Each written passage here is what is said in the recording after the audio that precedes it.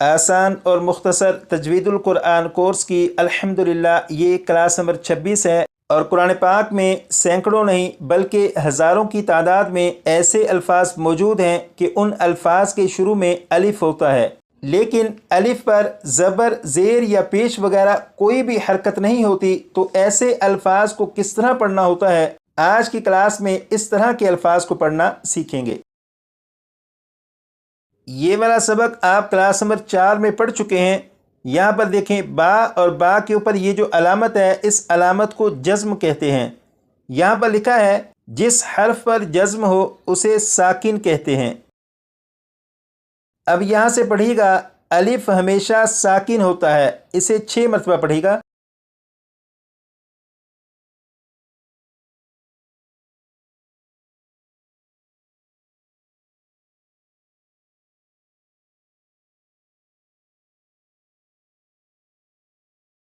اب یہاں سے پڑھیے گا، الف پر کوئی حرکت آ جائے تو الف کو حمزہ پڑھیں گے، اسے بھی 6 مرتبہ پڑھیے گا۔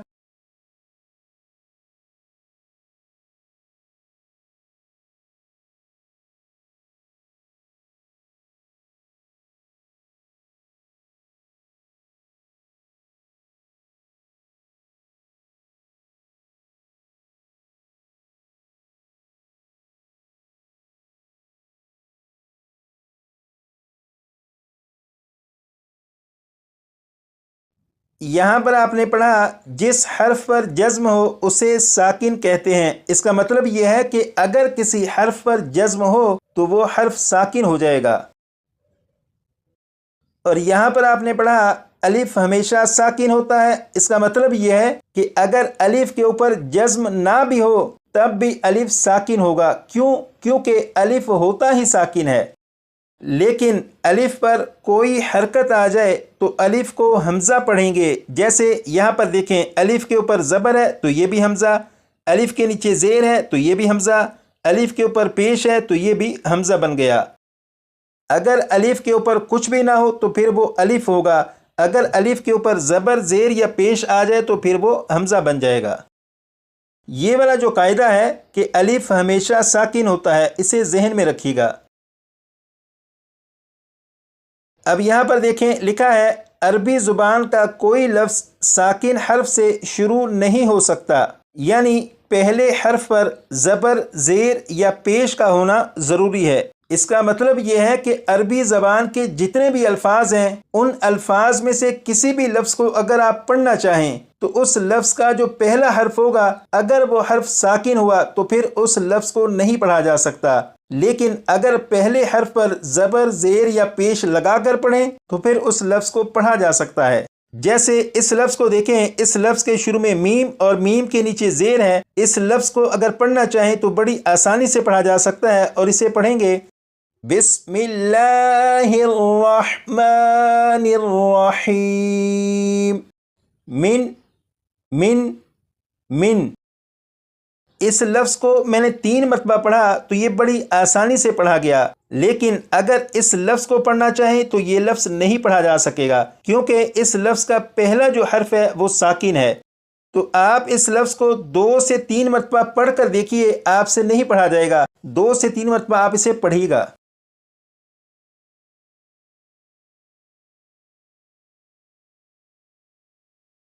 یقیناً آپ نے کوشش کی ہوگی اور یہ لفظ آپ سے نہیں پڑھا گیا ہوگا، لیکن اگر آپ اس لفظ کے شروع میں جو میم ہے، اس میم کے اوپر زبر لگائیں تو یہ لفظ پڑھا جائے گا من۔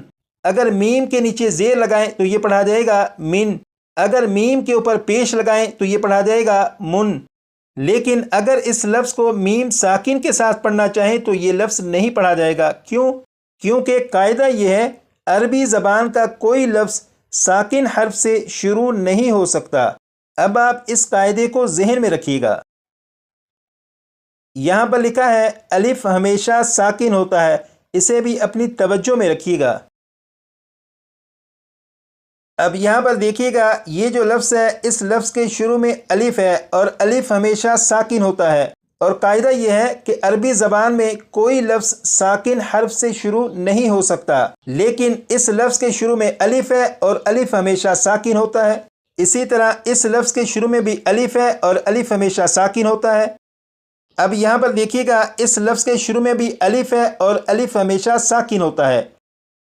تو سوال یہ ہے کہ ان 3 الفاظ کو اور اس طرح کے سینکڑوں نہیں بلکہ ہزاروں کی تعداد میں جو الفاظ ہیں کہ جن کے شروع میں الف ہے، ان الفاظ کو کس طرح پڑھیں گے؟ تو اس سوال کا جواب یہ ہے کہ اس طرح کے الفاظ کو پڑھنے کا بڑا آسان طریقہ ہے۔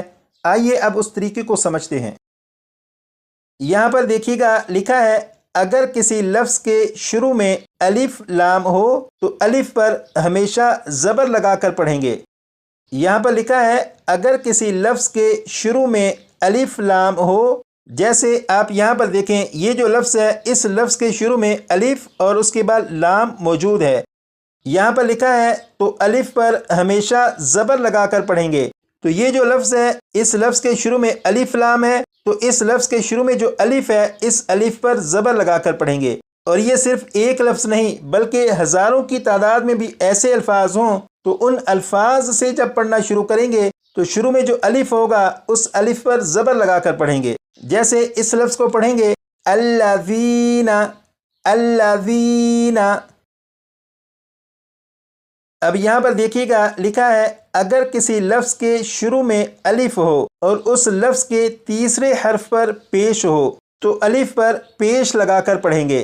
اب دوبارہ دیکھیے گا اگر کسی لفظ کے شروع میں الف ہو، جیسے یہ جو لفظ ہے اس لفظ کے شروع میں الف موجود ہے اور اس لفظ کے تیسرے حرف پر پیش ہو، یہ جو لفظ ہے اس لفظ کا تیسرا حرف ہے دال، دال کے اوپر پیش ہے، تو الف پر پیش لگا کر پڑھیں گے۔ یہ جو لفظ ہے اس لفظ کے شروع میں جو الف ہے اس الف پر پیش لگا کر پڑھیں گے اور یہ لفظ پڑھا جائے گا اشدد، اشدد۔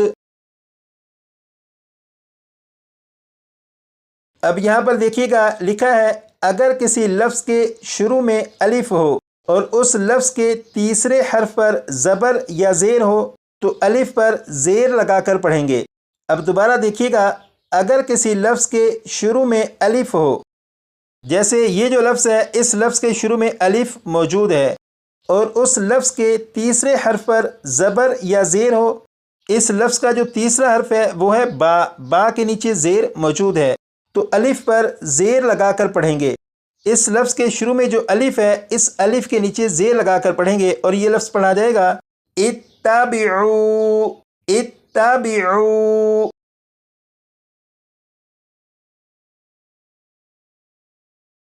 اب یہاں پر دیکھیں اس لفظ کے شروع میں الف لام ہے تو اس لفظ کو اگر آپ پڑھنا چاہیں تو شروع میں جو الف ہے اس الف پر زبر لگا کر پڑھیں گے۔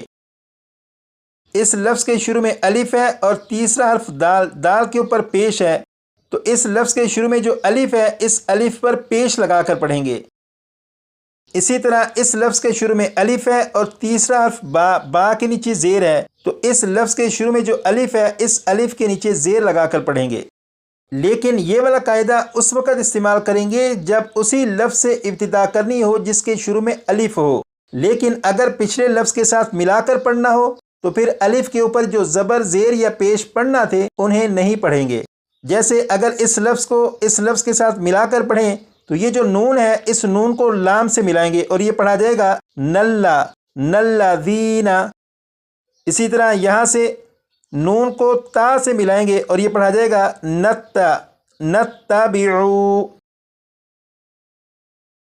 یہ والا ایک قاعدہ آپ نے پڑھا اگر کسی لفظ کے شروع میں الف ہو اور اس لفظ کے تیسرے حرف پر پیش ہو تو الف پر پیش لگا کر پڑھیں گے۔ یہ قاعدہ بالکل درست ہے اور اسی طرح سے ہے، لیکن یہاں پر بتایا گیا لیکن قرآن پاک میں 5 قسم کے الفاظ ایسے ہیں کہ ان کے تیسرے حرف پر اگرچہ پیش ہو لیکن پھر بھی الف پر زیر لگا کر پڑھیں گے، اور وہ 5 الفاظ یہ ہیں کہ ان الفاظ کے شروع میں اگرچہ الف ہے، تیسرے حرف پر پیش ہے، ہونا تو یہ چاہیے تھا کہ الف پر پیش لگا کر پڑھتے، لیکن ان 5 قسم کے الفاظ میں یہ ہے کہ ان کے تیسرے حرف پر اگرچہ پیش ہے لیکن شروع میں جو الف ہے الف کے نیچے زیر لگا کر پڑھیں گے۔